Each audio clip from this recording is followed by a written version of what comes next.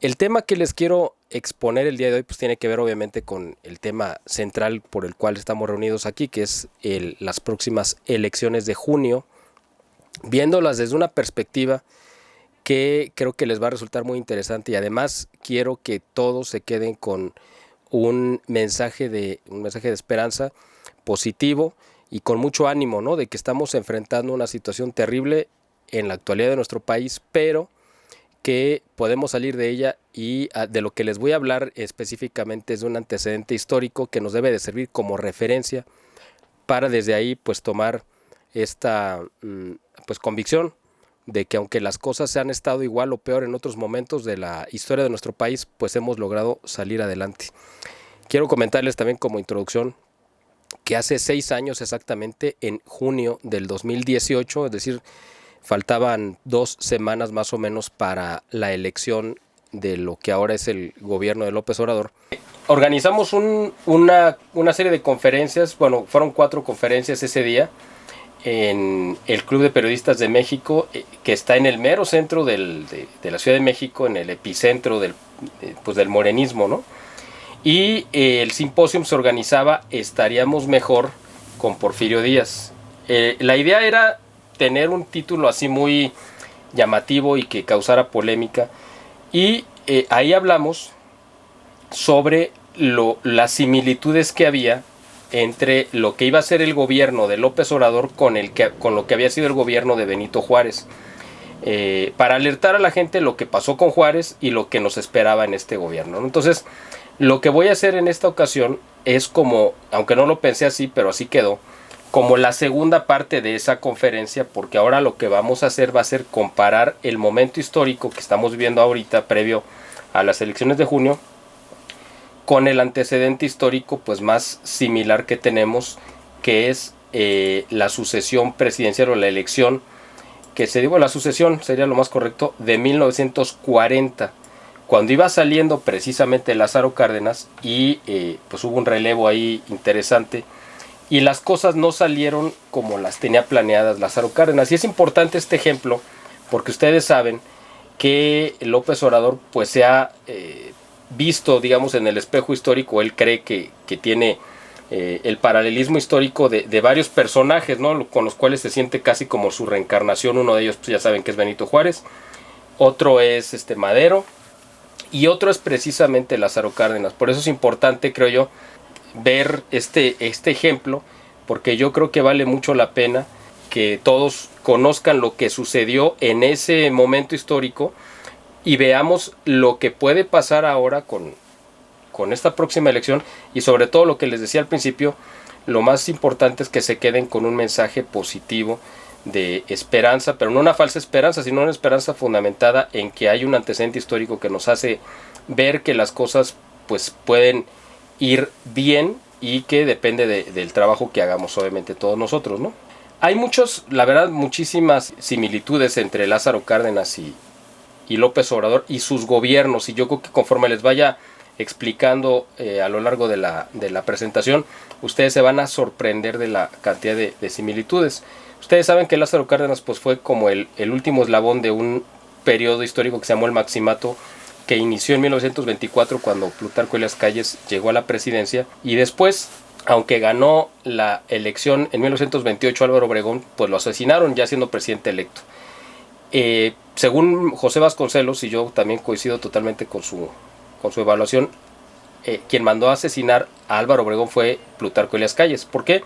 Porque era un obstáculo para él y quería instaurarse como un líder pues ya perpetuo, ¿no? en el gobierno, como efectivamente lo hizo durante una década, de 1924 a 1934.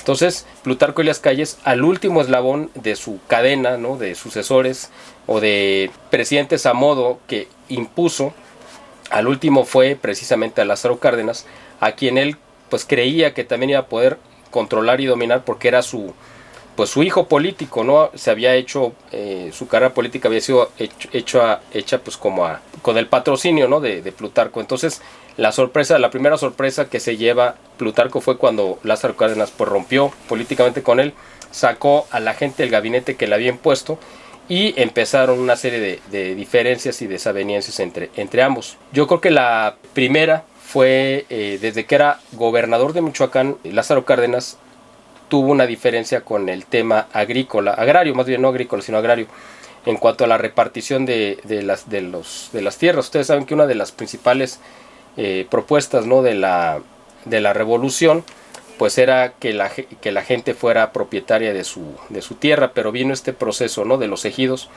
que le impedía a la gente ser propietaria aunque los trabajara, pero no tenían el título de propiedad. Entonces Plutarco Elías Calles pues decía, no, pues la gente debe ser propietaria de su terreno, y por el otro lado Lázaro Cárdenas estaba en contra y le quitó de los propietarios originales, les arrebató pues miles de hectáreas para repartirlas a través de ejidos que realmente pues eran de todos y de nadie al mismo tiempo, ¿no? Esto se dio pues desde el inicio inmediatamente. Fíjense que antes de cuando ya iba a entrar Lázaro Cárdenas como candidato, o sea, antes de que fuera presidente, también le ofrecieron a Luis Cabrera, un político muy destacado e intelectual de ese tiempo, que él fuera el candidato, ¿no?, el opositor dentro del mismo partido contra Cárdenas. Fíjense, es que esto es algo muy interesante, cómo describían a Luis Cabrera en comparación con Lázaro Cárdenas. A Luis Cabrera lo describían como un cerebro de estadista que garantizaba que México sería una nación respetable.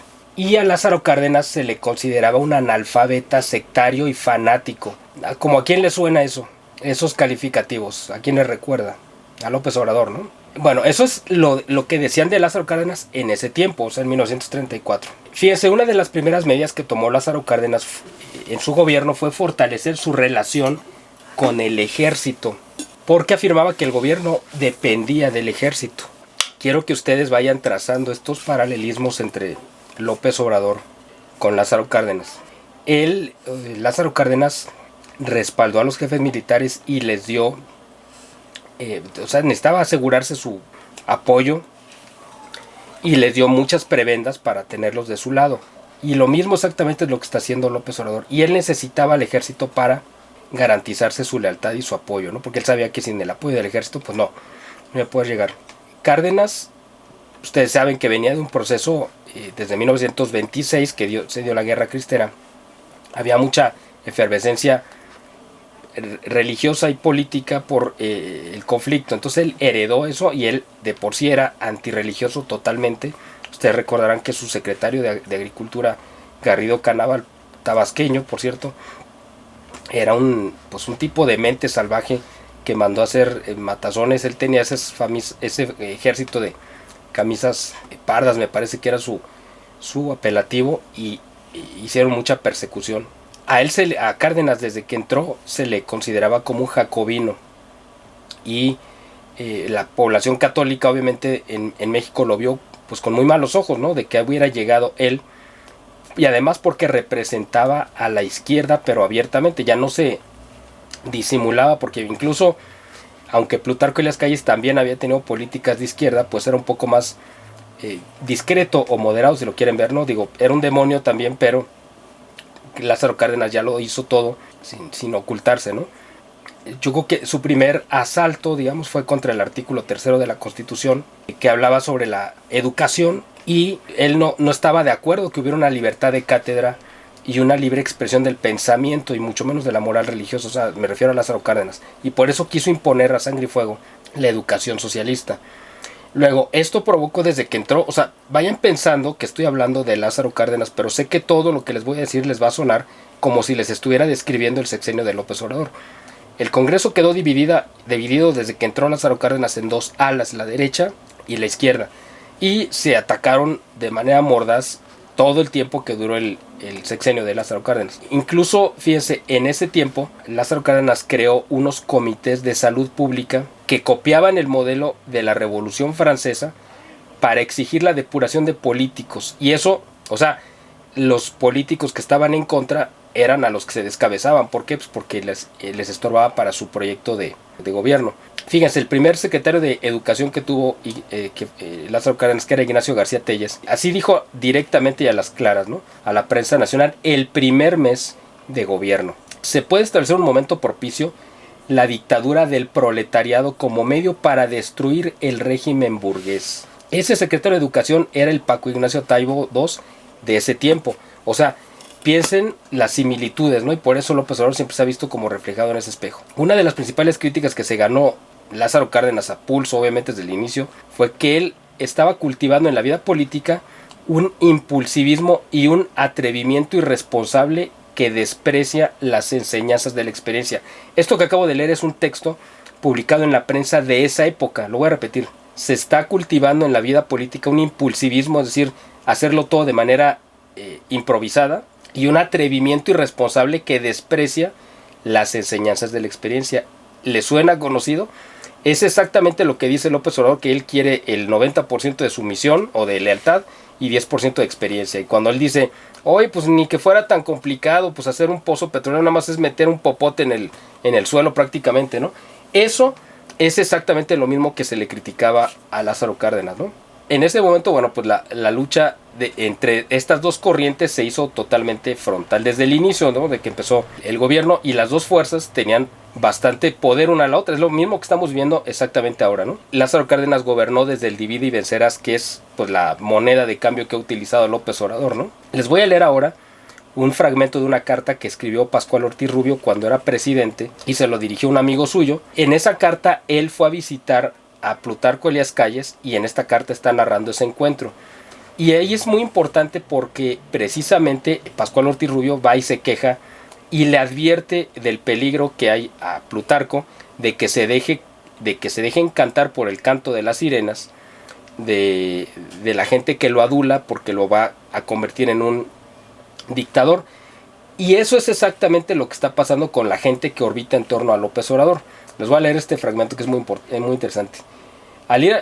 Estoy leyendo a Pascual Ortiz Rubio. Al ir yo a tratar una determinada asunto con el general Calles, le hice ver que se estaba dejando arrastrar por políticos oportunistas y aduladores irresponsables a un terreno de cuya escabrosidad le sería después sumamente difícil salir, y que la fuerza de la costumbre creada por aquella gente con sus adulaciones, que solo buscaban su mejoría personal, o sea, los aduladores, y la conservación de sus puestos, lo estaban obligando a sentirse dictador o indispensable en el régimen, cosa que en varias ocasiones me había dicho que supuestamente, igual que López Obrador, Calles decía que aborrecía cualquier forma de dictadura, ¿no?, y de régimen totalitario, lo cual no era cierto. Traté de explicarle que estaba cundiendo en la opinión pública la idea de que quería constituirse en dictador y que después vendrían consecuencias deplorables si no se ponía remedio a tiempo. Y él dijo pues que estaba exagerando, ¿no?, y que todo lo que le decía pues era movido por envidia o celos de su popularidad.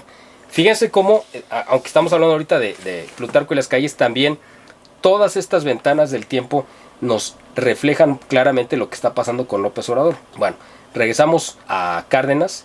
En cuanto él entró, inmediatamente echó a andar una maquinaria con una Central Nacional Campesina, que después se convirtió en la CNC a partir del 35, o sea, menos de un año antes de que cumpliera el primer año, ¿no? Con esto él daba la luz verde para la reforma agraria, y él denunció como contrarrevolucionario todas las reformas agrarias que había echado a andar Calles y la ley de patrimonio ejidal. Ya les comenté este tema, ¿no?, de por qué era importante que los campesinos tuvieran la propiedad de su tierra. Y él empezó a repartir ayudas a los peones, a los arrendatarios, etcétera, subsidios, pero no para la productividad, sino para su manutención. No sé si les suena esto parecido. Son exactamente los mismos apoyos clientelares que da ahora López Obrador y que le han ganado, igual que a Cárdenas, le ganaron simpatías en un amplio sector de la población. Fíjese, uno de los opositores más férreos de esta política ejidal pues fue la Iglesia, que le decía a los campesinos, oye, no, el gobierno debe de darte el título de propiedad, porque si no realmente no posees la tierra, aunque la trabajes. Y ahí fue uno de los primeros puntos de conflicto que tuvieron la Iglesia con Lázaro Cárdenas, aparte del tema religioso, ¿no? Pero ya en cuestión social la Iglesia lo manejaba así. Este tema de la reforma agraria se vino resolviendo finalmente hasta con Carlos Salinas de Gortari, que él acabó de entregar pues los títulos de propiedad, los últimos que faltaban, porque esto era lo que realmente los hacía verdaderamente dueños de la tierra, ¿no? Y lo que no quería Lázaro Cárdenas supuestamente era que la gente, al ser propietaria de su tierra, la vendiera. Entonces, oye, espérame, pero si yo soy propietario, pues yo puedo hacer con lo mío, pues lo que yo quiera, ¿no? Lo puedo rentar, vender, regalar o lo que sea. Eso es lo que él no quería. ¿Por qué? Porque eso le daba control precisamente sobre un sector de la población muy numeroso en ese momento, que era los campesinos. Entonces todo esto era una trampa, realmente no es que quisiera el beneficio, quería tenerlos totalmente controlados, igual que López Obrador. Y lo mismo que hizo Cárdenas al echar atrás las reformas de Plutarco Elías Calles que beneficiaban a los campesinos, lo mismo hizo López Obrador en cuanto llegó, echando abajo las reformas, ¿se acuerdan, no? Las grandes reformas de Peña Nieto en telecomunicaciones y todas las demás, lo cual también marca otro paralelismo interesante, ¿no? Fíjense, aquí es donde empieza la parte, bueno, todo está interesante, pero esta parte es muy, porque aquí se van ustedes a sentir reflejados. Las clases medias y los grupos empresariales fueron conscientes de que si no se unificaban, porque ahorita lo que estaban comentando al principio, de las acciones que hay que tomar, bueno, pues también hay que tomar de ejemplo lo que hizo la oposición y cómo se organizó para tratar de salir de este asunto terrible que era el gobierno de Cárdenas. Entonces las clases medias y los grupos empresariales fueron conscientes de que se tenían que unificar. ¿Por qué? Pues porque Lázaro Cárdenas estaba impulsando la creación de grupos gigantescos de obreros y campesinos como ya cité, la CNC, o de obreros, porque él fue el que creó la CTM, la famosa CTM, esta central obrera, que puso en manos de un furibundo comunista radical como era Vicente Lombardo Toledano, del cual me imagino que todos tienen noticias y referencias. Bueno, pues entregarle la mano de obra prácticamente a esta punta de comunistas era lo que la clase media y los patrones veían como un gran peligro, porque sabían que esto iba a implicar pues una lucha que no debería existir en México, que era esta famosa lucha de clases, ¿no? Donde los obreros iban a rebelar contra los que los empleaban, pero después, ¿quién los iba a emplear, no? Es lo mismo exactamente que está haciendo ahora pues López Obrador y su ataque directo contra las clases medias. O sea, es el mismo modelo que está tomando, o sea, López Obrador contra los empresarios y contra el sector productivo del país. Y el mismo Lázaro Cárdenas hizo evidente su rechazo a los sectores medios, o sea, de clase media y alta, y estos obviamente pues le contestaron exactamente igual. ¿Por qué? Pues por su política educativa y religiosa, económica e internacional, que ese es otro tema también que vamos a tocar. Y también una de las cosas que más rechazó la clase media y clase alta en los 30 contra Lázaro Cárdenas era su populismo. O sea, es que les digo que estos paralelos históricos son verdaderamente fascinantes. Las primeras organizaciones que se convirtieron en abiertos opositores de Lázaro Cárdenas y de su gobierno fueron los vasconcelistas, es decir, los grupos que venían, que representaban la influencia de José Vasconcelos, este gran intelectual que también fue un personaje fundamental para la historia de nuestro país. Fue opositor, ustedes lo sabrán, me imagino muy bien, de Plutarco Elías Calles, y también se convirtió en un gran opositor de Lázaro Cárdenas. Y los vasconcelistas criticaban el militarismo y la corrupción gubernamental de Lázaro Cárdenas. Fíjense cómo les digo que esto parece que estamos hablando del gobierno exactamente de López Obrador. El conflicto educativo además levantó a sectores organizados de la sociedad como la Unión Nacional de Padres de Familia. ¿Se acuerdan lo que pasó hace un año, un poquito más, de la Unión Nacional de Padres de Familia también en este momento rebelándose y actuando en contra de los libros de texto gratuito? Bueno, pues ellos, la misma Unión Nacional de Padres de Familia en los 30 hizo exactamente lo mismo contra Lázaro Cárdenas. También se levantaron, ¿por qué? Pues porque ellos en los libros de texto de los 30 se introdujo la educación sexual y la educación socialista. Entonces, obviamente esto se veía como una perversión a la infancia. Y esto reavivó además el conflicto religioso contra Cárdenas, porque ahí sí ya intervino la iglesia, pero además porque en los libros de texto también se hablaba de la lucha de clases y el mismo conflicto que ahora vemos en los libros de texto de 84 años después de los que sacaron ahora en el gobierno de López Obrador, pues están tomados, inspirados precisamente en estos primeros libros de texto que estamos haciendo referencia. Luego ahí entra en conflicto directo ya de manera frontal el gobierno con la cúpula religiosa en México, es decir, con los obispos y con los sacerdotes.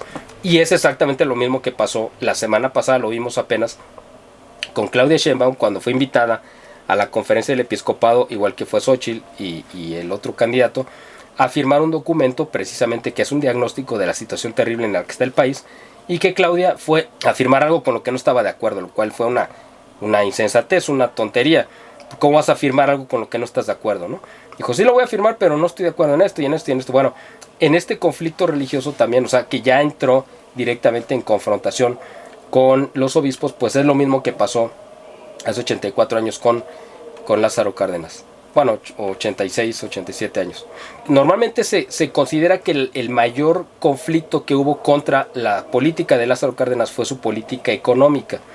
Y ahí es donde la clase media y alta pues salió directamente perjudicada y por eso salieron a manifestarse. Fíjense, esto es muy importante porque esto es lo que está en las mismas propuestas que trae Claudia Sheinbaum. El gobierno de Cárdenas buscaba la hegemonía nacional. Ustedes saben que igual como lo está haciendo López Obrador, que quiere tener el control completo, que de la generación y distribución eléctrica, por ejemplo, y de otras actividades económicas en las cuales debería de participar la iniciativa privada, incluso, por ejemplo, en la cuestión de Pemex y otros muchos campos, pues acá López Obrador, tomando como referencia a Cárdenas, quiere también, igual que él, tomar la hegemonía nacional, lo cual convierte al gobierno, eso estamos hablando del gobierno de Lázaro Cárdenas, en regulador de la economía y en el árbitro para resolver cualquier conflicto sociopolítico. El problema es que ese árbitro no era neutral, porque él tomaba parte, ¿no? Entonces, siempre tomó parte en contra de los patrones, por ejemplo, y en favor de las organizaciones obreras, lo cual uno diría, bueno, pues qué bueno, para que le dé mejores condiciones, pero aquí se trataba simplemente de erosionar el poder de la iniciativa privada para el gobierno quedarse con estas empresas y explotarlas en su beneficio y después pues sacarles provecho, como lo ha hecho el gobierno de López Obrador con toda la corrupción que se ha dado a través de las obras que están haciendo, ¿no? Y pues igual que López Obrador, él supuestamente manejaba la bandera de que estaba buscando el beneficio de los obreros, sus mejoras económicas, pero en realidad estaba provocando un conflicto social, igual que el caso, por ejemplo, de subir el sueldo, el salario mínimo de López Obrador, que lo hizo, digamos, es el mayor aumento en la historia, pero ese aumento queda pulverizado pues por el aumento de la inflación, que está totalmente fuera de control, ¿no? Así que los empresarios rechazaron, por supuesto, que el intervencionismo de Cárdenas y de su gobierno, porque no había una neutralidad que les garantizara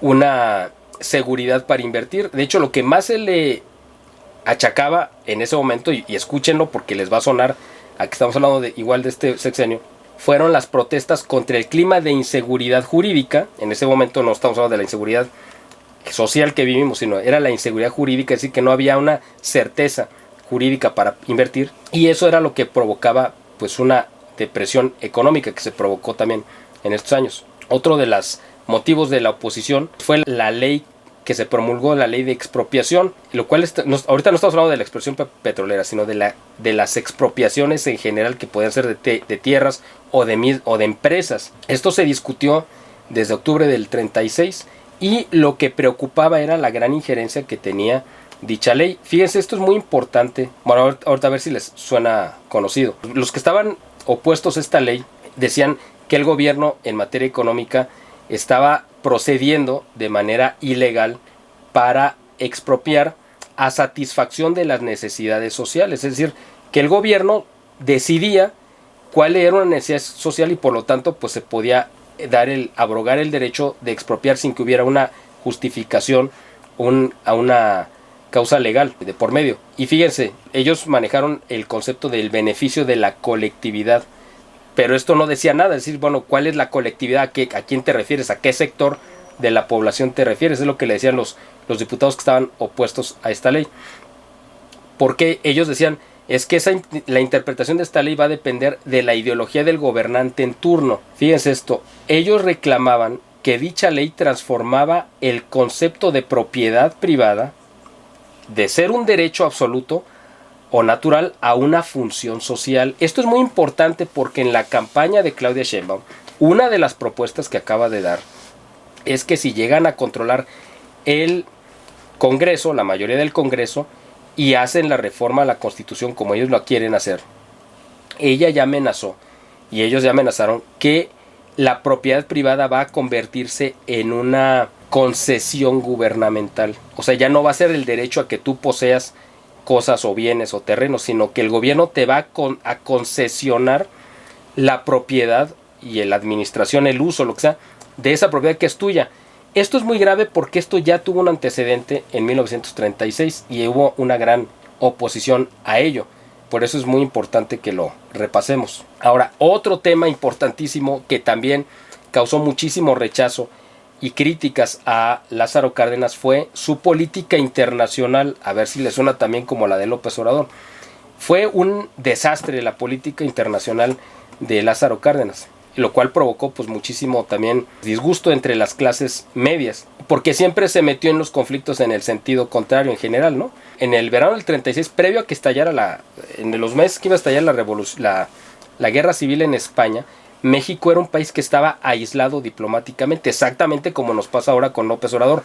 ¿Por qué? Porque muchos de los países latinoamericanos que tenían regímenes de derecha veían con desconfianza al gobierno de Lázaro Cárdenas. O sea, estamos viendo la misma situación que estamos viendo ahora con López Obrador. Cuando estalló la guerra de España, la guerra civil, el primer país en el que metió las manos en favor de los comunistas en España pues fue Lázaro Cárdenas. No sé si ustedes ya se saben esa historia, me imagino que sí, para no repetirla, pero es importante saber que incluso Lázaro Cárdenas mandó 20,000 fusiles a finales de septiembre del 36, o sea, en cuanto empezó la guerra, mandó 20,000 fusiles y 20 millones de cartuchos para armar al bando republicano, que hizo un matazón en España y es un baño de sangre espantoso y terrible. Pero como México no contaba con una industria bélica propia, o sea, fuerte, entonces le quiso comprar a Estados Unidos parque y armas para mandar a España, pero pues Roosevelt no lo hizo. Roosevelt es un caso aparte, no me voy a ocupar ahorita de él, es un tema que vale quizá la pena en otra ocasión, que tampoco es así como que el gran referente histórico como nos han querido presentar, como tampoco lo es Lázaro Cárdenas, por supuesto. Pero en ese momento Roosevelt veía con preocupación, porque ustedes saben que la guerra civil en España, por un lado tenía el apoyo de los regímenes totalitarios pues de Alemania y de Italia, pero por el otro lado estaba financiado el bando republicano pues por la Unión Soviética. O sea, era una situación complicadísima. Y lo que hizo Roosevelt, como el gobierno oficial era el republicano, pues Roosevelt lo que no quería era apoyarlos porque sabía que estaba apoyando a la izquierda, fue decretar que quedaban suspendidos, digamos, como sus relaciones y no mandarles. Hizo como un embargo moral y después un embargo ya real de armas y dinero y todo, ¿no? A España. Sin embargo, Lázaro Cárdenas se quiso brincar esa parte porque quiso engañar, ¿no?, al gobierno de Estados Unidos, tratando de comprar armas para el ejército mexicano, y luego el ejército se las vendía a la embajada de España para llevarse. Y cuando lo supo Estados Unidos, pues lo paró en seco y le prohibió. Eso mismo está haciendo López Obrador con Cuba. Exactamente lo mismo, al enviar petróleo y enviar dinero y enviar una serie de cosas que están prohibidas y que ya le causaron varios regaños de parte del gobierno de Estados Unidos. O sea, para que vean exactamente que corren en caminos paralelos los dos gobiernos. Roosevelt tenía otro motivo también por qué no meterse en el tema de España ni apoyar a los republicanos, porque en Estados Unidos tiene un voto católico muy grande y lo necesitaba, y ese voto católico no apoyaba al bando republicano, por supuesto. Otra de las políticas que causó pues mucho rechazo en México fue el de recibir, o sea, México es un país que siempre ha sido hospitalario y que le ha dado la bienvenida siempre a muchos refugiados, ¿no? Y en el caso de España, pues le abrió la puerta, pues no a la mejor gente. O sea, muchos refugiados de España, de los dos bandos, se vinieron a refugiar a México e hicieron grandes aportes. Pero específicamente Lázaro Cárdenas se trajo a la intelectualidad republicana, que salió derrotada. O sea, los comunistas más recalcitrantes, esos que odiaban a España siendo españoles, vinieron a México y Lázaro Cárdenas les entregó el control de la Secretaría de Educación Pública y les entregó la creación de instituciones intelectuales como el Colegio de México. El Colegio de México fue creado por los españoles migrantes republicanos, o sea, los comunistas recalcitrantes. Por eso, y esto es algo muy importante, yo sé que esto va a ser polémico lo que voy a decir, pero es importante que lo sepan, la mayor parte de la intelectualidad mexicana, incluyendo a todos los que se oponen a López Obrador, la mayor parte de la intelectualidad mexicana son de izquierda. Si ustedes los analizan, prácticamente todos son de izquierda. Por eso dicen que López Obrador no es de izquierda. ¿Por qué? Pues porque ellos quieren salvar el modelo comunista, ¿no? Y dicen, no, López Obrador es de derecha y de ultraderecha, pues lo cual es una locura y no es cierto. Pero por esta razón, porque desde el tiempo de Lázaro Cárdenas se vinieron como refugiados estos migrantes que vinieron aquí a abrir esta corriente de pensamiento que nos ha afectado incluso hasta nuestros días. Otro sector importante de refugiados que vinieron a México fueron los perseguidos por Stalin, o sea, rusos comunistas como León Trotsky y otros que eran perseguidos por Stalin, que también vinieron y contaminaron universidades y centros de estudio, ¿no? Como el Politécnico, por ejemplo, que fue prácticamente otra creación de Lázaro Cárdenas, una institución muy buena en la parte técnica, pero ideológicamente siempre contaminada con la parte de la izquierda. El mismo rechazo que ahorita nosotros sentimos y tenemos por los miles de refugiados, si le quieren llamar o como le quieran poner ustedes, de cubanos y venezolanos que han entrado con este régimen, es lo mismo que la gente le rechazaba y le reclamaba a Lázaro Cárdenas en ese momento, cuando llegaban estos comunistas de España. Precisamente por esta situación fue que México se convirtió, y en esto también hay otra similitud con lo que está pasando ahorita. México se convirtió en el centro de todos los temores en Washington, precisamente porque no quería que en México se repitiera una guerra civil como la de España, porque veían que había tanta oposición al gobierno de Cárdenas y que Cárdenas era un hombre tan radicalizado que sabían que esto podía provocar un levantamiento social, un levantamiento armado. Y es exactamente lo mismo que ahorita estamos viendo en las campañas electorales en Estados Unidos, de que el tema principal pues es México, el narcotráfico, la migración y el fentanilo.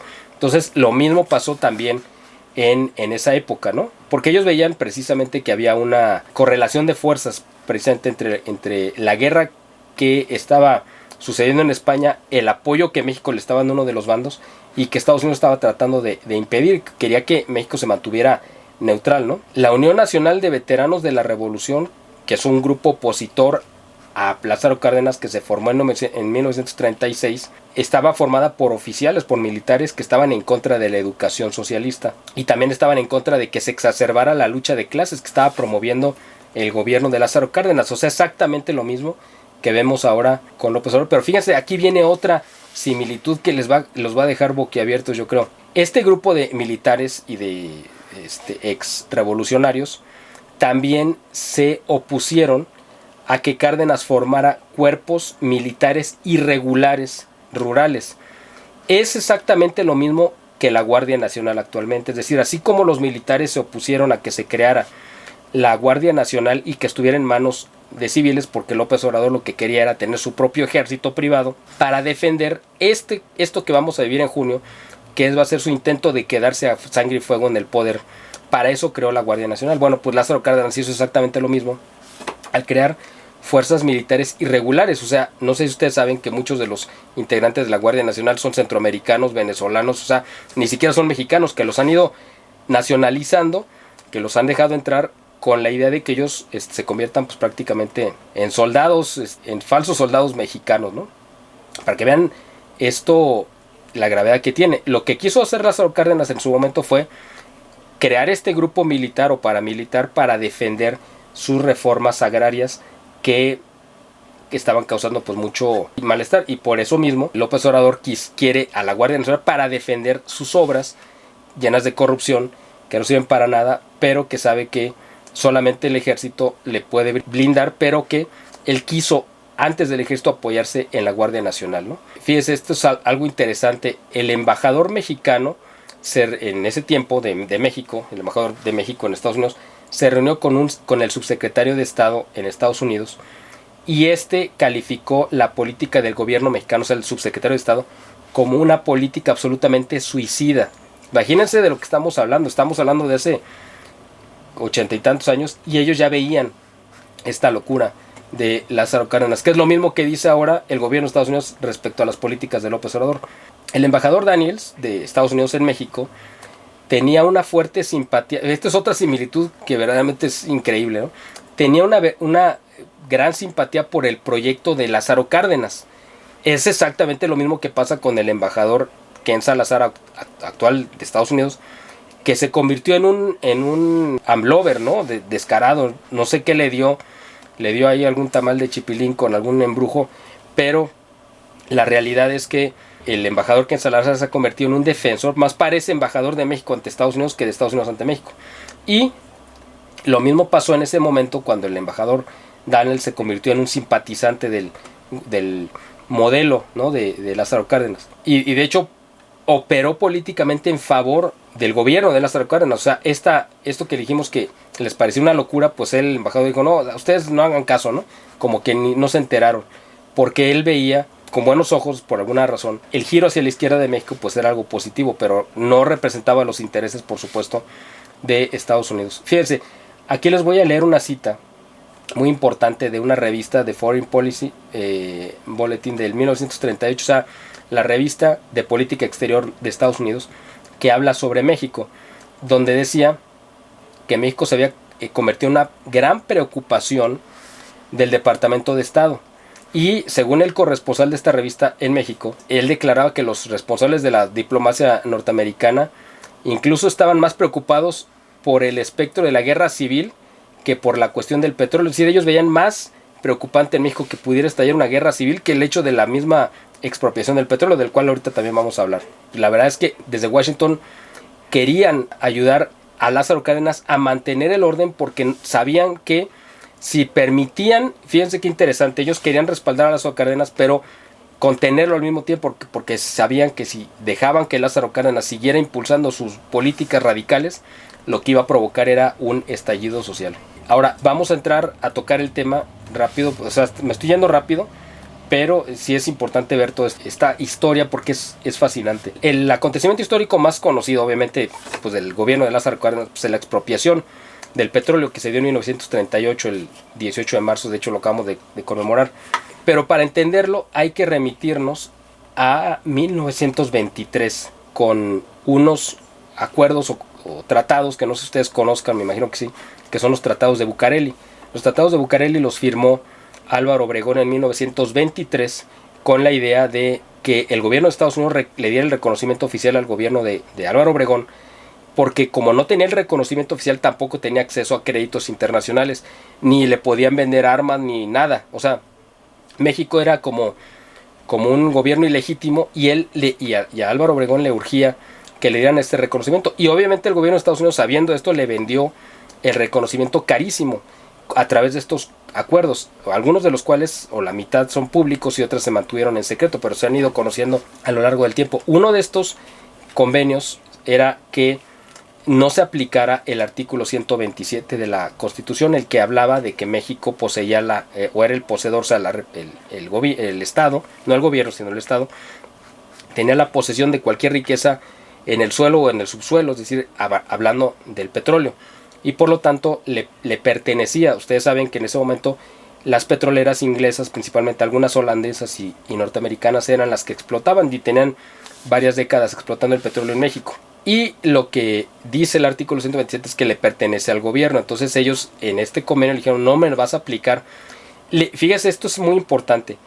En los convenios de Bucareli le dijeron al gobierno de Álvaro Obregón, me vas a dar un tiempo de gracia, le pidieron, o sea, le impusieron más bien las petroleras y el gobierno norteamericano a Álvaro Obregón. Nos vas a dar un tiempo de gracia, un periodo de gracia de 15 años para mudar nuestras instalaciones petroleras a Venezuela, porque en Venezuela a principios de los años 20 se habían descubierto grandes yacimientos de petróleo. Entonces dijeron, ok, ¿te quieres quedar con tu petróleo? Pues quédate con tu petróleo, no tengo problema. De todo modo no sabes refinarlo, vas a venir conmigo y yo te lo voy a refinar, o sea, no importa, si tú lo sacas, no me importa. Pero le dijeron, me vas a dar 15 años, un periodo de 15 años para yo poder sacar mis inversiones y llevármelas a Venezuela. ¿Cuándo creen que se cumplieron esos 15 años? Pues en 1938, es decir, que todo lo de la expropiación pues fue realmente, por decir de alguna manera, como una faramaya, aunque fue real, es decir, pero todo ya estaba conveniado, ya estaba aprobado, no es real que Lázaro Cárdenas en un golpe de patriotismo heroico se haya apropiado de las... No, todo eso estaba negociado. Y si no lo hubiera hecho público, de todos modos hubiera pasado a manos del gobierno, aunque no hubiera habido este acontecimiento. Simplemente él se quiso parar el cuello, decir, yo soy el gran patriota que ha nacionalizado. Pues ya estaba conveniado desde 1923, pero de las cosas terribles que se aceptaron en los tratados secretos, en la parte secreta de los tratados de Bucareli, es que México renunciaba a su soberanía tecnológica y quedaba excluido, o le quedaba prohibido de parte de Estados Unidos el tener una industria pues militar avanzada, una industria aérea, de automóviles, automotriz y de barcos. Es decir, no podía México, tenía prohibido construir motores de inyección interna. y no podía México construir ni barcos, ni aviones, ni automóviles. Por eso las empresas mexicanas que sí existían, que en ese momento existían, porque había incluso empresas que hacían aviones, barcos y autos en México, pues las cerraron, el gobierno se las clausuró y entonces quedamos a expensas. Este convenio se firmó a 100 años. Esto es muy importante, este dato, porque nadie lo está diciendo. Los tratados de Bucareli se vencieron en agosto del año pasado, del 2023. Por eso fue que empezó todo este proceso del nearshoring. Eso nadie lo está diciendo. No fue casualidad que de repente todo el mundo empezara a hablar del nearshoring, y ojalá que Xochitl Gálvez lo aproveche porque ella es la única que está hablando de ello. Pero este proceso del nearshoring es porque se vencieron estos convenios que eran de 100 años y se vencieron en el 2023 porque se firmaron en 1923. Entonces ahora México ya va a tener el permiso, por decir de alguna manera, o la autorización de tener su propia desarrollo tecnológico en todos los segmentos, ¿no? de tecnología, pues de todos los campos. Entonces, pero no lo tuvimos antes, pues porque estaban estos tratados. Por eso ahorita de repente se vino como cascada todo lo del nearshoring. Bueno, este era un paréntesis para entender lo que fue el momento de la expropiación petrolera. Otra de las cosas que le exigió el gobierno de Estados Unidos como parte de la firma de los convenios fue el asesinato de Pancho Villa. ¿Por qué? Pues porque Estados Unidos tenía todavía la afrenta de cuando entró a Columbus, y que es la única invasión que ellos reconocen que han tenido. Entonces le exigieron matarlo, y efectivamente Álvaro Obregón cumplió perfectamente con esto, porque además Álvaro Obregón pues odiaba a Pancho Villa. Entonces el 20 de julio, unas semanas antes de que se pusiera por escrito que se firmaran los convenios, pero ya estaban negociando, se empezaron a negociar en mayo y se firmaron en agosto. En julio del 1923 asesinan a Pancho Villa, ¿no? Que fue una de las cosas que le puso como un requisito que puso el gobierno de Estados Unidos para que se firmaran estos acuerdos. Continuamos. Fíjese que también hubo el gobernador de San Luis Potosí de ese momento, en 1938, firmó pues digamos como un manifiesto después de la nacionalización, 2 meses después, en el que invitaban al pueblo a que se sumaran a una insurrección contra Lázaro Cárdenas, precisamente porque estaba llevando una política, y así lo describió, de una política agraria estilo soviético, y mostraban una oposición también incluso a la expropiación por tratarse de un acto antieconómico, antipolítico y antipatriótico. De hecho, ese es otro tema que después podemos abordar, las implicaciones que tuvo, porque evidentemente Lázaro Cárdenas, el uso que hubiera dado al petróleo hubiera sido para convertir a México en una dictadura comunista. Afortunadamente el sucesor de Lázaro Cárdenas le dio un giro y lo convirtió pues en un motor de desarrollo, pero no era la intención esa de Lázaro Cárdenas. Fíjense, fue tanto el apoyo, o sea, estaba tan negociado lo de la expropiación y contaba con el apoyo y el aval del gobierno de Estados Unidos, que el mismo presidente Roosevelt aseguró que en México no habría ninguna revolución, porque mucha gente le dijo, presidente Roosevelt, va a haber una revolución en México por este acto de la expropiación, y él mismo fue el garante de decir, claro que no quería que se repitiera la revolución, la guerra civil en España, en México. Y fíjense, esto es interesante, desde Washington le mandaron un mensaje claro, o sea, un mensaje contundente a Londres, porque era otro de los acreedores que habían quedado pues agraviados, digamos, por la expropiación, ¿no? Por las empresas británicas. Y el embajador de Estados Unidos en Londres, en 1938, después de la expropiación, le dijo al embajador británico en Estados Unidos, que el Águila, que era la empresa petrolera más importante de Inglaterra que estaba en México, no fueran bajo ninguna circunstancia a fomentar rebeliones internas en México, porque obviamente ellos querían hacer eso. ¿Eso qué significa? Que el gobierno de Estados Unidos estaba protegiendo y avalando la expropiación. O sea, no tiene nada que ver con que fue un acto de envalentonamiento para tomar posición. No, estaba totalmente negociado esto desde mucho tiempo atrás. Y fíjense, otras de las preocupaciones que tenía Roosevelt, precisamente de lo que podía agitarse dentro de México, de darse una sucesión como la hubiera querido Lázaro Cárdenas, es decir, que su candidato, que en este caso era Francisco J. Mújica, se impusiera, y las repercusiones que esto podía tener para Estados Unidos. En una confesión que le hizo el embajador estadounidense a un colega, el embajador norteamericano a un colega en la Embajada de México, le dijo que Roosevelt estaba preocupado por las consecuencias que podría derivar en los Estados Unidos, no en México, sino en los Estados Unidos, si llegaba a estallar en México una guerra sin cuartel entre el capital y el trabajo, como sucedió en la Guerra Civil de España. La opinión oficial de Estados Unidos lo consideraba ese escenario como el peor de todos los resultados desagradables que se podrían seguir a un golpe de Estado, una revolución generalizada en México. O sea, ellos veían una gran preocupación, pero además como una posibilidad muy real de que la gente que estaba rechazando de manera tan contundente las políticas económicas de Lázaro Cárdenas y las políticas sociales que él había, igual que López Obrador, generado una división donde la sociedad estaba partida en dos, tratando de crear esta dicotomía entre la lucha de clases, pues para Estados Unidos era un escenario peligrosísimo.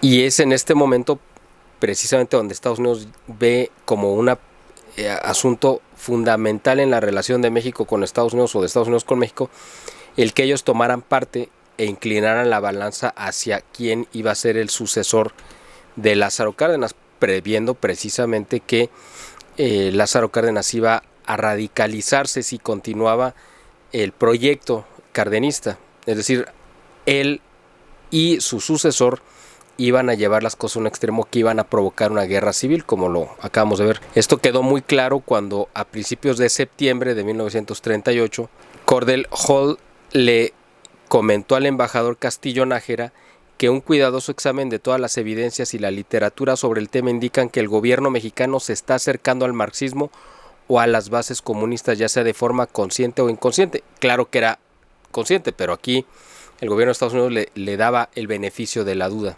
En este contexto, Cárdenas comenzó a enfrentar la oposición de todo tipo de empresarios, exactamente como ha venido pasando acá con López Obrador, pero en ese momento pues era de manera pues mucho más decidida. Entre 1938 y 1940 predominaron dos tipos de opositores anticardenistas, es decir, después del periodo de la expropiación. Unos eran pues los grupos políticos contrarios a él, ya vimos algunos como de los veteranos de los militares, y los otros opositores surgidos fueron de la sociedad civil, de las clases medias y los empresarios, ¿no?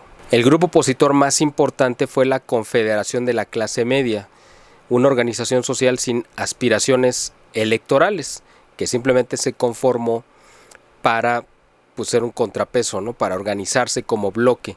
Su objetivo era constituir una defensa social de la clase media. Porque ustedes saben, igual que López Obrador, pues ha sido uno de los objetivos que más ha querido golpear y destruir. ¿Por qué? Pues porque él reconoce que en la clase media él no cuenta con apoyo y porque es una clase pujante, aspiracionista, que él lo considera como un pecado, me refiero a López Obrador, y que pues siempre ha sido pues su enemiga y nunca han creído las promesas obviamente que ha andado regando por todos lados López Obrador. Esta clase media, a pesar de ser la fuerza de los pueblos civilizados en México, se encontraba en situación de paria, o sea, ellos así se veían porque así los trataba el gobierno de Lázaro Cárdenas. Carecían de todo derecho y sin una institución que los defendiera, por eso ellos decidieron formar su propio organismo, su propia organización para defender sus derechos.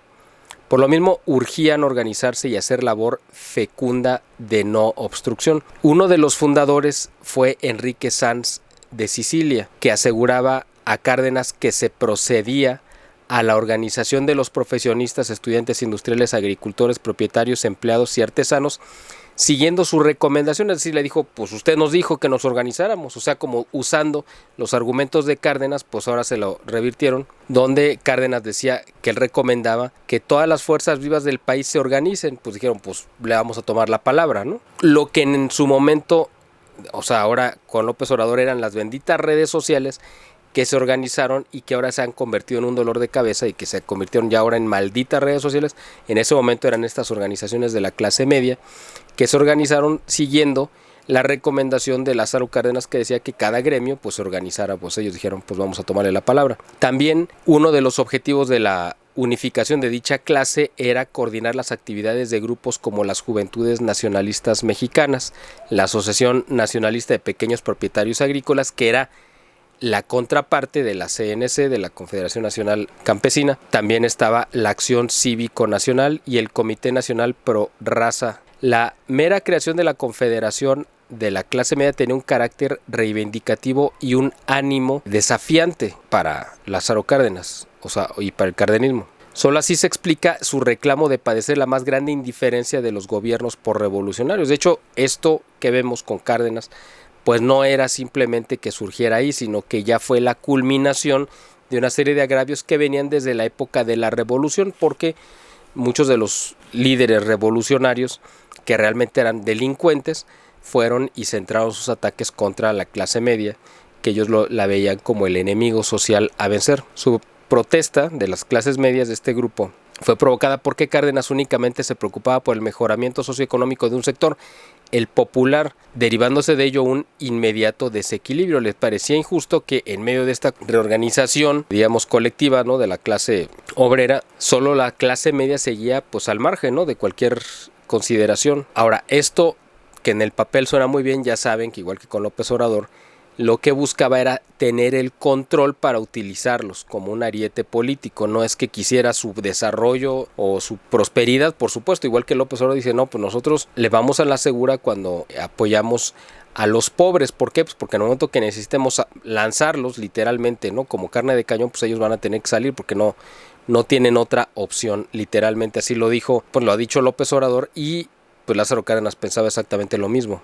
Ahora fíjense, esto es algo muy importante porque estamos viendo la repetición de este modelo y de estas ideas y de esta guerra que vivimos hace casi más de 80 años. La Confederación insistió en manifestarse como sincera partidaria del auténtico mejoramiento moral y económico de las clases trabajadoras. Es decir, ellos decían, nosotros somos los patrones y nosotros somos los que podemos realmente de manera material mejorar las condiciones de nuestros trabajadores. El gobierno querría utilizarlos como enemigos y enfrentar al obrero con el patrón, pero dicen, está en nuestras manos y nosotros sí de verdad estamos preocupados y trabajamos por mejorar las condiciones de los obreros. ¿Por qué? Pues porque trabajan para nosotros y necesitamos que estén contentos al final de cuentas, porque de otra manera van a trabajar mal, ¿no? O sea, era una cuestión lógica. La diferencia que había entre el gobierno y esta asociación de defensa de la clase media era que ellos aseguraban que el mejoramiento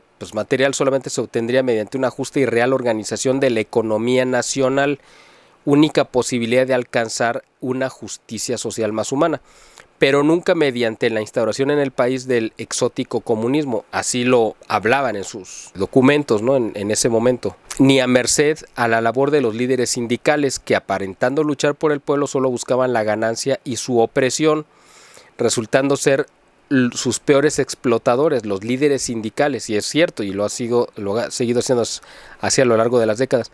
La Confederación de la clase media se reconocía contraria a las ideas y tendencias comunistas siempre disolventes, que es muy importante, que ellos lo tenían muy claro y por eso las combatían, porque sabían los efectos que provocaban. La Confederación exigía el reconocimiento de la clase media como el sector más importante del conglomerado social mexicano, incluso por encima de las clases ricas, es decir, de los grandes empresarios. La clase media siempre ha sido el motor económico de todas las economías y en particular aquí en México, porque es donde se concentra la mayor cantidad de empresas, micro, mediana y pequeña, y es el motor real, porque hay unas super empresas gigantescas, pero son un grupo muy reducido, y el grueso de la economía descansa en la clase media. Hasta el mismo jacobino comunista radical de Vicente Lombardo Tonadero, del cual ya hemos comentado que era el líder que puso Cárdenas al frente de la CTM, adivinó en las clases medias la aspiración a gobernar el país en el futuro. Es más, él decía, desgraciadamente no vamos a poder impedir que sean los representantes de las clases medias los que terminen gobernando el país. Tal era el fondo del debate. Las clases medias, en efecto, exigían la supresión del experimento cardenista y querían que se dirigiera a la reorganización nacional, exactamente lo que la clase media actual exige de la 4T, es decir, ya tiremos este experimento a la basura, igual que el cardenismo, que no funciona, que solamente ha hecho daño y ha causado una agudización de problemas que ya traíamos y que con la 4T se han disparado. En ese momento también decían lo mismo ellos del cardenismo.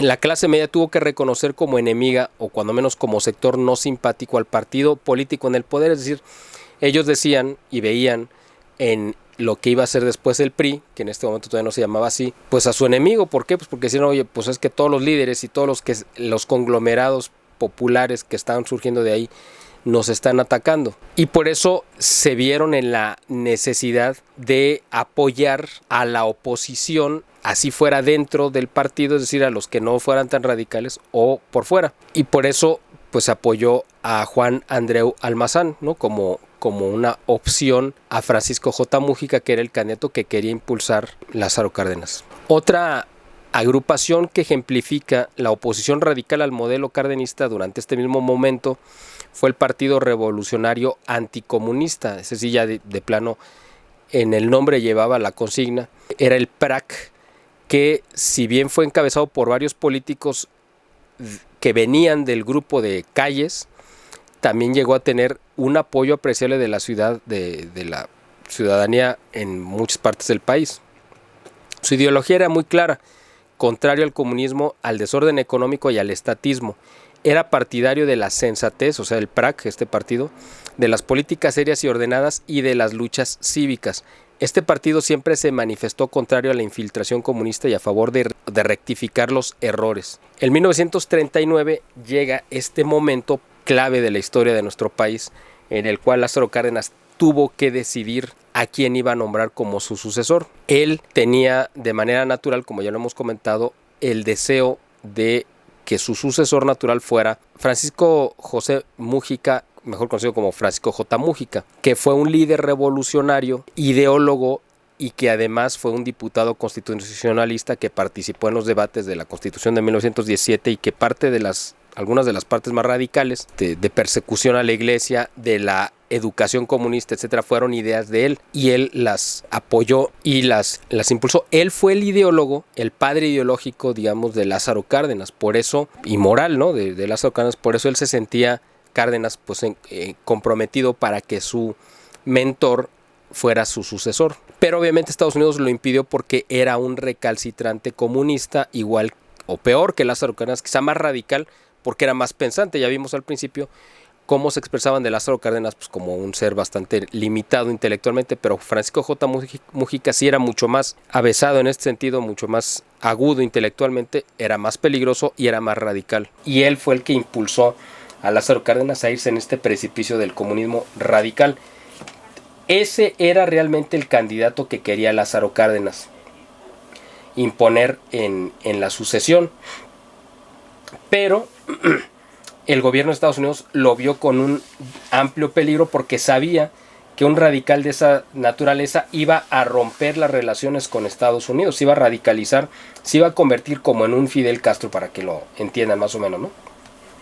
Y fue cuando empezó a mover sus fichas el gobierno de Estados Unidos con la oposición en México, y esto es muy importante porque es exactamente lo que está pasando ahora con nosotros, donde el gobierno de Estados Unidos ya está tomando una acción decidida, hablando con la oposición y con medios de comunicación a los cuales les ha filtrado mucha de la información de inteligencia que le han ido recabando al gobierno de López Obrador, y eso mismo hizo el gobierno de Roosevelt para operar y evitar o frustrar, como lo quieran ver, que llegara el candidato que ellos veían con mayor peligro y con más posibilidades por la cercanía que tenía con Lázaro Cárdenas. En la oposición se lanzó la candidatura de Juan Andreu Almazán, como ya lo comenté, que había recorrido un amplio espectro político e ideológico y que ahora estaba en el bando anticardenista, del cual también fue militante. En torno a su candidatura se sumaron los opositores más férreos al cardenismo. Estaba apoyado por amplios sectores de la población que se oponía a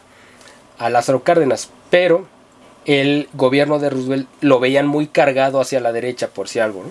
Entonces necesitaban a alguien que fuera como moderado para que tratara de mantener controlado a Lázaro Cárdenas. ¿Por qué? Porque si el gobierno de Estados Unidos hubiera apoyado a Juan Andreu Almazán y hubiera ganado, como mucha gente cree que ganó la elección, los cardenistas y toda la ala radical que ya había generado se hubieran levantado en armas, se hubieran propiciado un derramamiento de sangre y se hubiera dado esta guerra civil que quería evitar Estados Unidos. Por eso buscaron entre los colaboradores de Lázaro Cárdenas al hombre más moderado y más sensato, y encontraron en él a Manuel Ávila Camacho. Por su parte, para moderar a los radicalismos de estos grupos, el Grupo Monterrey decidió dar todo su apoyo a Manuel Ávila Camacho. El Grupo Monterrey, un grupo industrial muy importante, también ellos dijeron, bueno, no vamos a aceptar a Francisco J. Múgica. Veían muy improbable que ganara Juan Andreu Almazán. Entonces dijeron, alguien dentro del partido de Cárdenas, pero que sea moderado, y ellos vieron con muy buenos ojos a Manuel Ávila Camacho. Por su parte, Gómez Morín veía, que es el fundador del PAN, veía dos peligros para México. Uno, que siguiera la política de reformas cardenistas, y el otro, que la llegada de Almazán al poder pudiese provocar una revolución. ¿Por qué una revolución si llegaba Juan Andreu Almazán?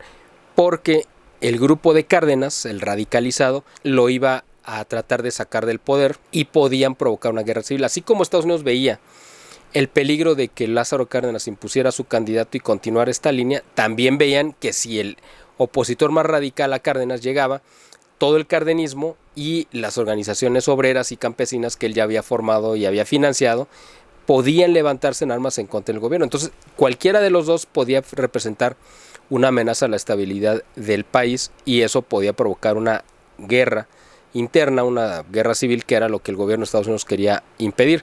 También lo veía Gómez Morín como una posibilidad. Y él comenta en sus memorias que se empezaron a reunir en la Ciudad de México y vieron un peligro muy grave. Se lanzaba la candidatura del general Almazán y sabían, lo dice Gómez Morín, que Cárdenas nunca entregaría el poder a Almazán por la buena, que si Almazán llegaba al poder solo podría llegar por una revolución. Siempre pensamos y sostuvimos, decía Gómez Morín, que se gobierna desde el gobierno o desde enfrente del gobierno también, si se logra que era una fuerza política suficiente. O sea, él decía, ya sea que se pueda gobernar pues siendo gobierno o siendo una oposición firme que pues vigile y pueda frenar, ¿no?, algunas de las pues locuras, como en este caso ya vimos este recorrido de cómo la sociedad o grandes sectores de la sociedad se opusieron a las locuras de Lázaro Cárdenas. Y es exactamente el mismo peligro que vemos ahora con López Obrador, de que él no va a entregar por las buenas el gobierno si es que pierde la elección el 2 de junio, no lo va a entregar a la oposición, él va a tratar de incendiar el país antes de, porque él nunca va a reconocer una derrota. Ese es el peligro, y ahí es donde, por esa razón también es que Gómez Morín decide que se creara un nuevo partido de oposición, y la Asamblea Constituyente del PAN fue el 14 de septiembre de 1939. Y Gómez Morín hizo una descripción exacta del momento, bueno, que ellos vivían, pero que es exactamente la misma a la que estamos viviendo ahorita, y parecería, ahorita les voy a leer, que Gómez Morín está describiendo el gobierno de López Obrador. Él dice, esto es en el acta constitutiva, en el acto de constitución del Partido Acción Nacional. Hemos esperado intensamente esta ocasión de organizar un partido contra las mentiras sistemáticas y la ideología contradictoria, porque nunca como ahora han sido graves los problemas de México, y en los últimos años la vida pública ha sido tan frecuentemente una mera explotación del poder y el grupo de hombres adueñados del gobierno.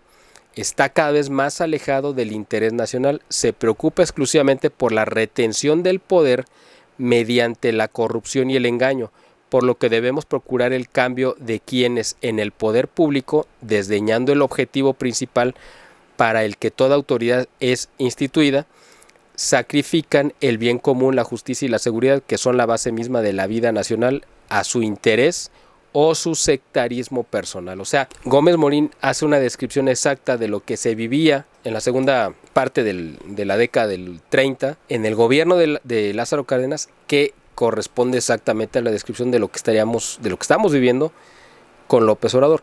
En una entrevista a Lázaro Cárdenas le preguntaron, ya pues obviamente muchos años después, por qué no había elegido como sucesor a Francisco J. Múgica. Y él respondió, cuando surgieron las candidaturas de elementos de tan avanzada ideología como Francisco Múgica o Gildardo Magaña, es decir, tan radicales, básicamente es lo que quiso decir, nuestro organismo político consideró riesgoso que se mantuviera el ritmo de reformas por nosotros emprendido. Es decir, ahí él tuvo que reconocer que le pusieron un freno. Nosotros mismos, añadió Lázaro Cárdenas, llevamos a cabo algunos actos que se inspiraron en estas consideraciones. Tal fue el caso de que tan ferozmente atacaban los elementos retardatarios de nuestra patria. Esto es lo que hizo exactamente, hizo lo mismo con el CONACYT. Y luego continúa comentando Lázaro Cárdenas: ciertos sectores de la población en forma constante provocaban conflictos y choques en esa institución educativa. Un México estremecido durante nuestra gestión por diversas transformaciones sociales constituiría para nuestros vecinos un grave peligro, o sea, para Estados Unidos. O sea, él reconociendo que todo lo que él había hecho representaba un grave peligro social y político para los intereses norteamericanos. Continúa Lázaro Cárdenas: los estadounidenses no se quedarían a la expectativa, por ello resultaba conveniente un gobierno más tranquilo. Así lo entendió el partido cuando seleccionó como su candidato al general Manuel Ávila Camacho, ciudadano patriota pero moderado en su ideología. Esto de pero moderado es un reproche de Lázaro Cárdenas hacia Manuel Ávila Camacho. Y continúa ya por último esta parte de la entrevista: era obligado poner por encima de afectos y consideraciones personales, dice Lázaro Cárdenas, la seguridad de la República, la inviolabilidad de nuestro territorio nacional, así lo exigía. Ya hoy podemos afirmar que los acontecimientos que sucedieron nos dieron la razón. ¿Por qué dice lo de la inviolabilidad? Bueno, pues porque sabía que quizás si ponía a Francisco J. Múgica podía propiciar quizá una invasión de Estados Unidos para tirarlo, porque sabía que esto podía provocar una guerra civil. En fin, o sea, es interesante que hasta el mismo Lázaro Cárdenas tuvo que reconocer que no era el candidato el que él quería, básicamente que el partido le puso un freno, y que también de parte de Estados Unidos. Esto es muy interesante porque es parte del reflejo que podemos encontrar dentro de los paralelismos de la sucesión del 40 con la del 2024, donde López Obrador también pues va a ser doblado de manos para impedir, esperemos, ¿no?, que logre concretar lo que él quisiera, ¿no?, que es mantenerse en el poder como su primera opción, o su plan B sería pues tener que entregar la estafeta, lo que no quisiera, a Claudia Sheinbaum. Fíjense, hasta el pusilánime de Cuauhtémoc Cárdenas, que se le considere líder moral de la izquierda, pero que pues igual López Obrador lo ha utilizado, lo ha humillado, lo ha pisoteado, y él pues es un miserable que pues no ha hecho absolutamente nada por denunciar, y las pocas veces que ha querido levantar la voz, pues López Obrador le da un golpe en el escritorio y se vuelve a doblar. Incluso ya ven que lo invitó Claudia Sheinbaum a un evento para avalar su candidatura y su proyecto. Bueno, pues Cuauhtémoc Cárdenas también, en una entrevista hablando sobre la sucesión de 1940, la de su padre, comentó: el radicalismo que se consideraba daría Francisco J. Múgica a las políticas de gobierno, si bien podía estimarse necesario para profundizar el régimen de la revolución en todos sus aspectos, en momentos en que podía casi asegurarse que la guerra no quedaría limitada a Europa y Asia, sino que podía llegar a involucrar también a Estados Unidos, y en función del interés de o sea de Estados Unidos, de sentir cualquier riesgo en su frontera sur, podía buscar intervenciones de mayor amplitud, profundidad y trascendencia en la vida de nuestro país. No será este el caso con Manuel Ávila Camacho. También, el mismo caso, Cuauhtémoc, el hijo de Lázaro, con cierto, pues, o con bastante decepción, reconociendo que Manuel Ávila Camacho, por supuesto que no era el candidato que ellos querían, pero que tuvieron que aceptar como parte de los intereses de Estados Unidos. En 1940, una vez que la derecha sacó al general, o sea, la derecha en México sacó al general Francisco J. Múgica de la contienda, pues decían, bueno, ya nos decimos del mayor peligro. ¿Por qué no confiamos en Manuel Ávila Camacho? Él había prometido atractivos suficientes al capital extranjero, cooperación y reciprocidad con Estados Unidos. O sea, lo mismo que ofrece Xóchitl Gálvez en cuanto a corregir las relaciones con Estados Unidos y propiciar la llegada de nuevos capitales, lo mismo estaba ofreciendo Manuel Ávila Camacho. Así se entiende el apoyo abierto del embajador de Estados Unidos en México, Joseph Daniels, a la candidatura de Manuel Ávila Camacho, quien se convirtió entonces en el abanderado de la unidad nacional que había postulado el partido Acción Nacional, dado que ya había estallado la Segunda Guerra Mundial. Estados Unidos requería tener un vecino estable. Así el país del norte optó por respaldar a Ávila Camacho, quien prometió un gobierno sin los radicalismos de Cárdenas, antes que desestabilizar al apoyar alguna aventura de la oposición. O sea, Estados Unidos no quiso irse al otro extremo, como ya comentamos con Juan Andreu Almazán, porque representaba la oposición más radical a Lázaro Cárdenas. Entonces necesitaban un punto intermedio, alguien que en la práctica representara a la oposición para que neutralizara y echara abajo todas las reformas de Lázaro Cárdenas, pero que fuera parte de su equipo y del partido para neutralizar cualquier intento de golpe de Estado o de revolución. Entonces la mejor opción que se encontró, como lo fue precisamente la del general Manuel Ávila Camacho. Fíjense, el jefe de campaña de Manuel Ávila Camacho fue Miguel Alemán Valdés, que fue después presidente de la República, fue el a quien designó como sucesor Ávila Camacho. Y ambos, Ávila Camacho y Miguel Alemán, ya habían prometido que iban a dar marcha atrás a las reformas sociales de Lázaro Cárdenas y pues ya habían convenido con el gobierno de Estados Unidos la aplicación de una política económica favorable a sus intereses. Es decir, sobre todo en el momento en el que ya estaba en desarrollo la Segunda Guerra Mundial. Los industriales del país y los grupos financieros, el gobierno de Estados Unidos y diversos grupos poderosos dieron su apoyo a Manuel Ávila Camacho porque representaba precisamente lo que ellos querían. Y Manuel Ávila Camacho trató de acercarse a los panistas, habló con ellos para pedirles colaboración, incluso invitó a Manuel Samperio, miembro distinguido del PAN, para que aceptara la Procuraduría General de la República, y al licenciado Roberto Cosío y Cosío para que aceptara una secretaría o un puesto en la Suprema Corte. Con Gómez Morín se entrevistó Manuel Ávila Camacho varias veces y le pidió proyectos y opiniones sobre asuntos económicos. El líder del PAN colaboró con él cada vez que lo requirió Ávila Camacho. Esto es muy importante porque viene un cambio por completo del equilibrio de poder, donde Manuel Ávila Camacho, en su gran agudeza política, tendió la mano a la oposición, esta nueva oposición que él sabía que necesitaba no solamente que existiera, sino además fortalecerla para darle credibilidad a México como un país en el que pues no era una dictadura, que sí lo era de facto, pero cuando menos para tratar de mostrar que tenían una apertura hacia la democracia, y que además sabía que había grandes hombres y mujeres, en ese momento pues básicamente hombres, digo no porque no hubiera el de las mujeres, sino porque se tomaba más la opinión de los hombres, dentro de la oposición, que eran voces importantísimas. Y además esto es increíble, que le ofreciera a miembros de la oposición abiertamente, ni siquiera del partido, que ocuparan cargos en las secretarías o en algunas oficinas como la Procuraduría, que eran importantísimas. Y por último, y para terminar, para cerrar este recorrido histórico que hemos hecho con este paralelismo entre lo que fue el gobierno de de Lázaro Cárdenas con lo que ha sido el gobierno de López Obrador, y para confirmar este espejo histórico en el que el mismo López Obrador también se ha visto reflejado, y en el que López Obrador ve el terror de que se repita lo que pasó en 1939 y 40. Y ahí es donde llegamos ya al final de la exposición, porque esto es muy importante que lo entiendan.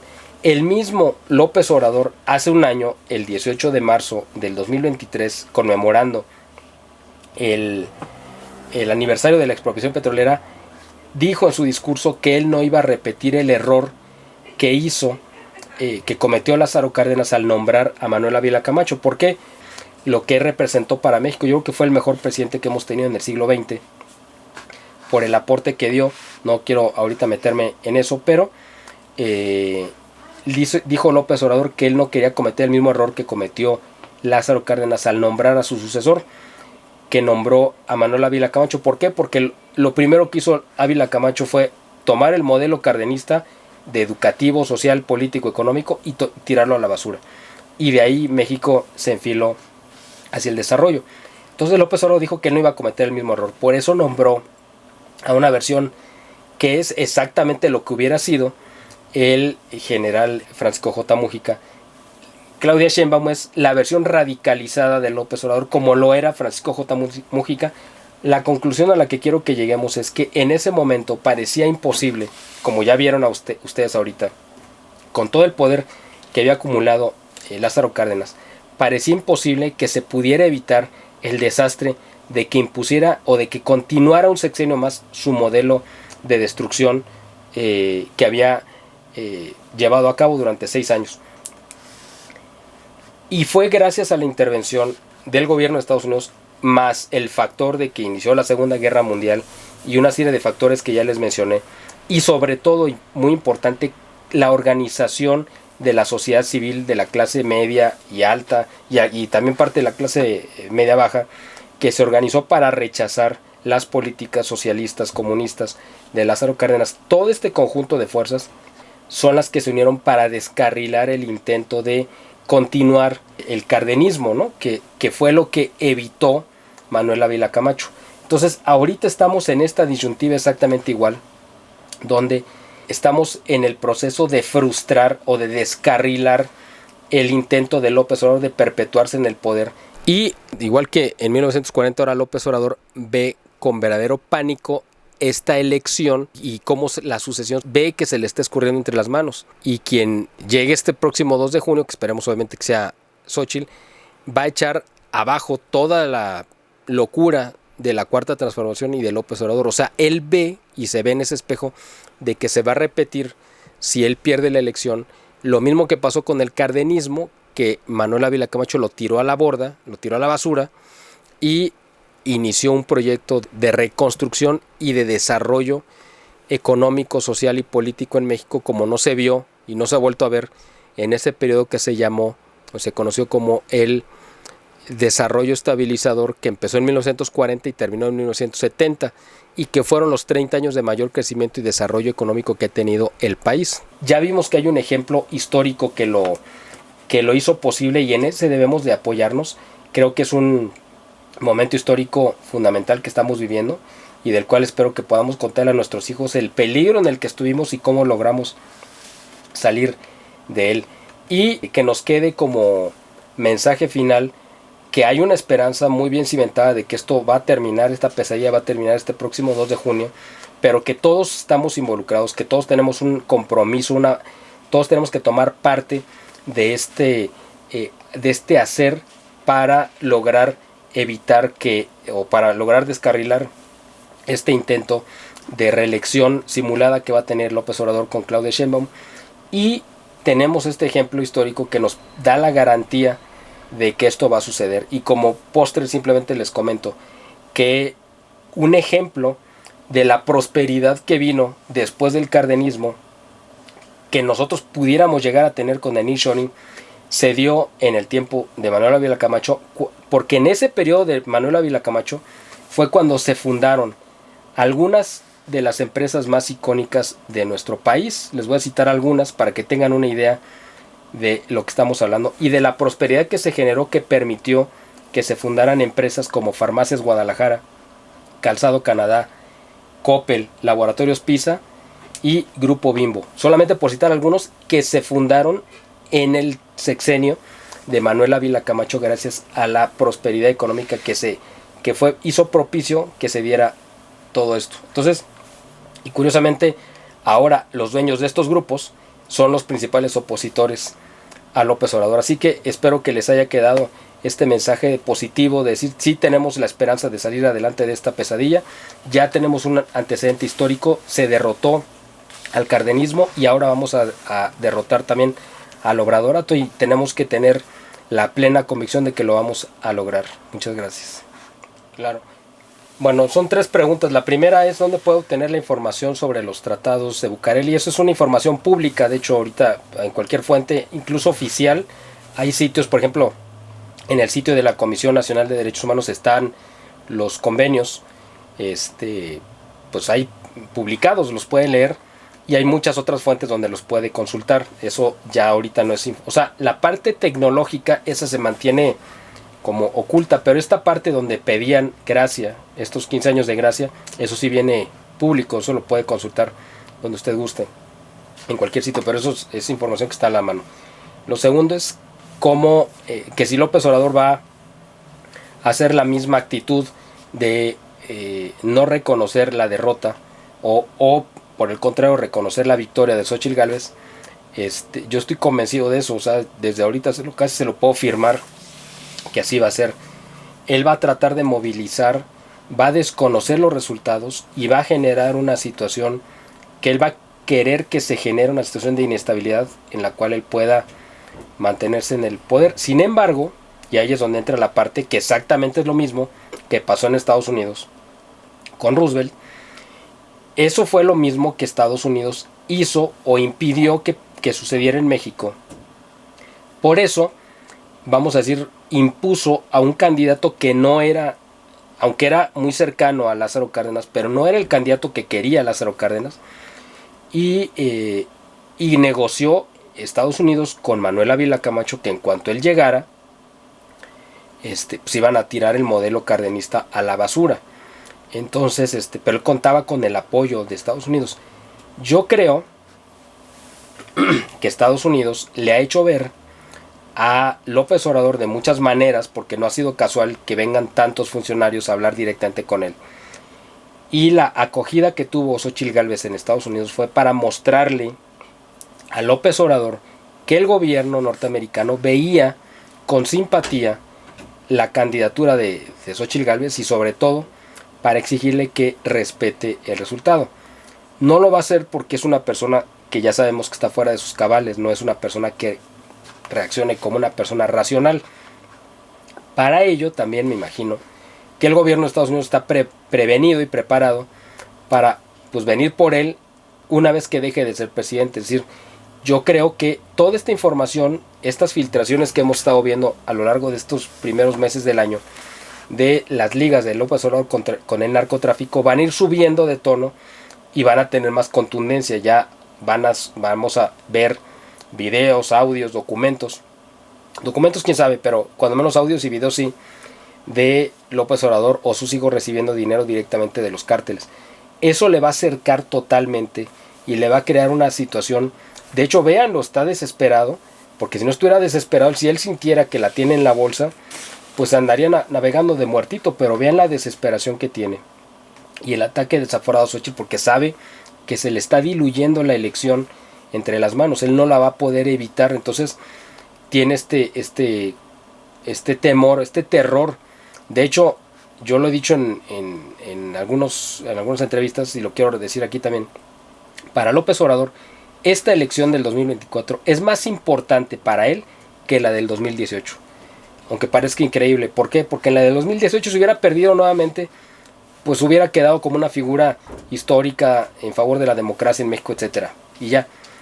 Pero como ganó y sabe que ha cometido tantos delitos, tantos y tantos delitos, que ahora sabe que si pierde Claudia, inmediatamente va a enfrentar a la justicia y todo su legado y por todo lo que trabajó durante tantos años para generarse una figura ficticia, por supuesto, de un prócer de la patria, pues se va a ir a la basura. Por eso para él es más importante esta elección que la del 2018.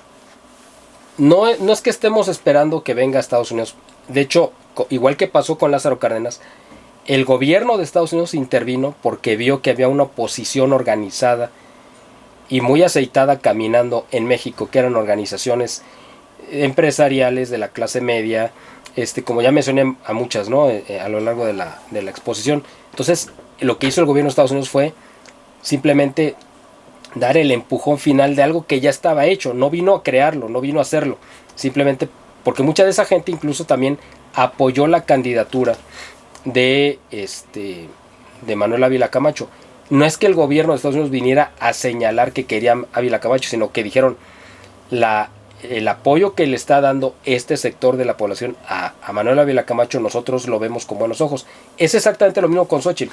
O sea, no es que Estados Unidos haya nombrado a Xóchitl como candidata, es que la sociedad civil se organizó, la respaldó, la ha impulsado y entonces Estados Unidos dice, tiene nuestro aval, cuando menos, para que llegue a la elección viva. Te digo, aunque esto suene muy cruel, pero estamos a 2 días de conmemorar el asesinato de Colosio y esto pues es una realidad latente que tenemos ahora mucho más que hace 30 años. O sea, la situación ahorita es mucho peor que hace 30 años. Entonces, yo imagino que Estados Unidos cuando menos ha garantizado un salvoconducto para Xóchitl para que llegue viva la elección y decirle a López Obrador, pues respeta el resultado. No necesitamos que nos venga a hacer el trabajo. Pero, y respondiendo a la segunda parte de la pregunta, los presidentes en Estados Unidos normalmente tienen 2 periodos. En el primer periodo todo es pues quedar bien con el electorado, ganar las simpatías, hacerse amigo de todo el mundo. ¿Por qué? Porque necesitan la reelección. Una vez que consiguen la reelección, en el segundo periodo es cuando sacan su verdadero rostro, porque ya no aspiran a nada más. Lo que van a hacer y que se guardaron en el primero, lo van a hacer en el segundo. Es decir, Trump pudo haber votado, si hubiera querido, a López Obrador, pues sí pudo haberlo hecho. ¿Por qué no lo hizo? Porque se lo guardó para el segundo periodo. Yo me imagino que él o Biden, cualquiera de los dos, se van a lanzar con todo contra López Obrador en cuanto aseguren, cualquiera de los dos se va a reelegir, el que sea, porque los dos ya gobernaron un periodo. Entonces, en este segundo periodo sí vamos a ver ya una actitud mucho más pues fuerte de Biden. Pues él tiene sus propios problemas, empezando por los problemas mentales, pero a Trump no le tiembla la mano. Y eso de que es amigo de López Obrador, sinceramente yo no se la creo, porque son totalmente opuestos. Yo no le creo, porque además Trump pues ve con una gran pues molestia, ¿no?, todo el problema fronterizo que se le ha generado, y ha sido un problema que creó López Obrador básicamente, ¿no? Entonces yo creo que sí va a haber una reacción fuerte, y el ejemplo que tenemos es lo que pasó con el expresidente de Honduras, que ahorita pues ya fue enjuiciado en Estados Unidos y ya le dieron cadena perpetua, o le van a dar cadena perpetua. Era un presidente que estuvo gobernando apenas hace unos años, y que también a él lo acusaron de haber recibido financiamiento del cártel de Sinaloa, siendo el presidente de Honduras. Y con ese testimonio lo metieron a la cárcel. Se esperaron a que terminara su periodo, y una vez que terminó, ¡pum!, fueron por él. Eso es, y además lo están haciendo, lo están publicitando en Estados Unidos, para que López Obrador se vea en ese espejo. Eso es lo que yo creo. Cuba y Venezuela pues están apoyando de manera logística y con personas a López Obrador, y López Obrador lo está pagando con dinero y con petróleo. Está mandando millones de dólares a Cuba y a Venezuela para apuntalar a los dos regímenes. El gobierno de Estados Unidos lo sabe. Digo, si lo sabemos nosotros, pues obviamente ellos lo saben mucho más detalle. Y exactamente lo que quiere evitar Estados Unidos es que México se convierta en, pues, ¿cómo le pudiéramos llamar? Pues como en una Cuba grandota. Es lo que quiere evitar Estados Unidos, ¿no? ¿Por qué? Porque ahorita Estados Unidos necesita a México, porque están en una guerra comercial contra China, y necesita sacar su inversión, sus plantas de fabricación que tienen en Asia en general, pero específicamente en China, y les urge traérselas a México por cuestiones económicas, logísticas, etcétera, etcétera. A Estados Unidos, la verdad, lo que nos pase a nosotros como pueblo mexicano, sinceramente no les importa un comino, ¿no? Digo, hay que ser muy sinceros. Pero cuando se atenta contra sus intereses económicos, ahí es donde se ponen bravos. Si López Obrador, Morena, la 4T o cualquier grupo político en México interfiere con sus intereses económicos, van a tomar acciones. O sea, eso sí, no tenga ninguna duda. No es lo que quisiéramos, por supuesto, porque ya vimos lo costoso que nos salió que nos dieran el reconocimiento en 1923 como gobierno, pero digo, yo espero que el gobierno de Xochitl, que espero que empiece el 1 de diciembre próximo, no, el 1 de octubre próximo, no tenga que vender, pues, digamos, o aceptar pues una condición tan grave como la de 1923, para que no quede comprometida la soberanía de nuestro país. Pero sí creo que, digo, independientemente del apoyo que puedan tener López Obrador de estos regímenes, pues ellos no van a venir a México a defenderlo. Yo creo que lo más que puede pasar es que López Obrador, como me imagino que va a hacer, va a salir huyendo a Cuba. No sé si a Venezuela, pero cuando menos a Cuba sí. Lo mismo que pasó con Evo Morales, es lo que creo que va a pasar, pero ahora a la inversa. Así como Evo se vino a refugiar a México, yo creo que ahora López Obrador se va a ir a refugiar a Cuba, pero creo que su proyecto se va a acabar, eso creo. O sea, no puedo asegurarlo, pero tengo mucha fe de que se va a terminar el próximo 2 de junio. Sí, totalmente. Y es real eso que dijo efectivamente, aunque pertenecía al mismo grupo, cuando menos al mismo partido, pero dentro del partido pues había muchas corrientes, ¿no? Entonces, aunque Manuel Ávila Camacho había hecho toda su carrera también al cobijo, digamos, de Lázaro Cárdenas, y era su, vamos a decir, su incondicional, en el momento que él asumió la candidatura, ya ni siquiera la presidencia, sino la candidatura, pues él rompió con Lázaro Cárdenas, él marcó su distancia y dijo, no, pues yo aquí voy a hacer un borrón y cuenta nueva, etcétera. Entonces, Lázaro Cárdenas tuvo que aceptar, es que él designó básicamente al que de cierta forma le impusieron ciertas fuerzas, como ya mencioné, dentro de México, dentro del partido, y desde Estados Unidos, porque en el partido también le dijeron no vamos a aceptar, o sea, en el partido le dijeron no vamos a aceptar a Francisco J. Mújica porque sabemos que es un radical y nos va a llevar a una guerra civil.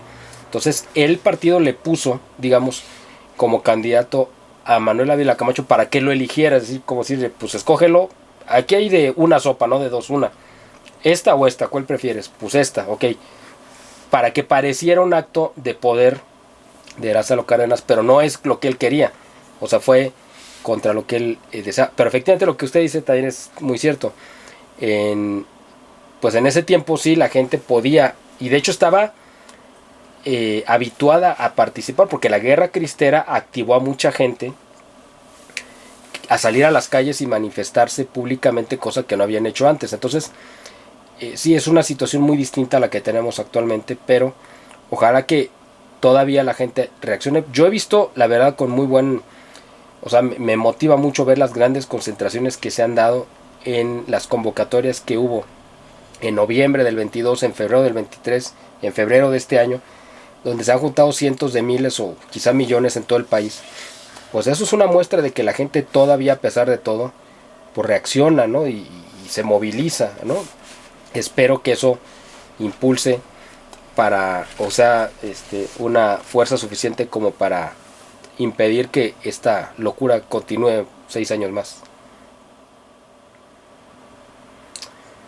La verdad, yo creo que no, porque la iglesia, pues, detenta un poder muy grande que, pues, a nivel mundial todo el mundo sabe que lo tiene. No es un poder de armas, por supuesto, ni siquiera es un poder económico, sino es un poder que influye en la toma de decisiones de sectores muy amplios de la población.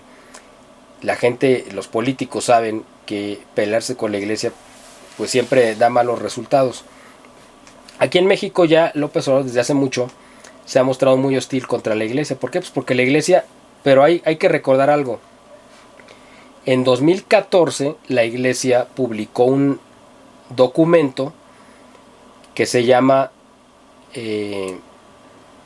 algo así como hacia por México caminemos, una cosa así, no recuerdo exactamente, es un documento del episcopado mexicano contra o criticando de manera muy fuerte a Peña Nieto, muy fuerte. Y este documento que sacó ahora la iglesia, o sea, a lo que voy es, no es que la iglesia esté solamente en contra de López Obrador y a favor de Peña, no, la iglesia cumple una labor de crítica constante, ¿no? Si las cosas del país no están bien por esto y argumenta y da. Entonces, yo creo que la iglesia tiene un papel muy importante que jugar, cuando menos, si no puede decir con quién votar, de motivar a la gente a que salga a votar.